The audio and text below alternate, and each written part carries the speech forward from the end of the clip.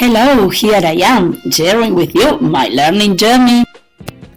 This began when I said, La piba se va a Nueva Zelanda y no sabe hablar inglés, which means the girl is going to New Zealand and she doesn't speak English. When I've started to know the culture and the language, I had hard times, but many others were wonderful experiences, such as farming, goofing, working in orchards, looking after animals, Spanish tutoring, and teacher writing.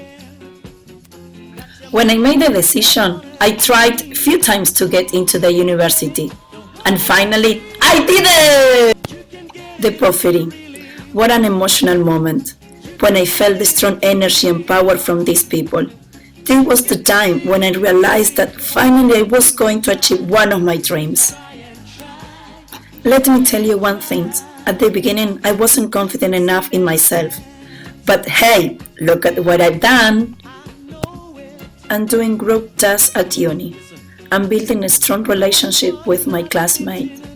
These were the most enjoyable learning experiences I had during the program, which also had contributed immensely to who I am today as a teacher.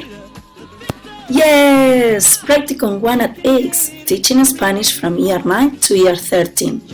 This was an emotional roller coaster for me, and after a few weeks, I settled down. So these were all in my mind.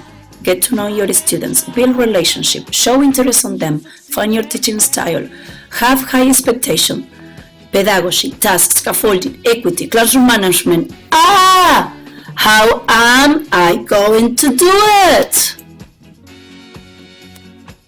But then, by planning thoughtfully, choosing the right content knowledge, thinking in diversity, transitions, time management, building relationship with my students, hearing their voices, finding the way to keep them motivated, and developing my behavior management, I think I'm definitely getting there. And of course, I couldn't have done it without the amazing support of my colleagues. Then it was time to say goodbye. I didn't want to leave. My colleagues and the students said I will be missed. The time flew and I arrived at Messi High School with more confidence and excitement about teaching dance and Spanish. I couldn't keep my SMART goals at only 5. I know, I was a bit ambitious.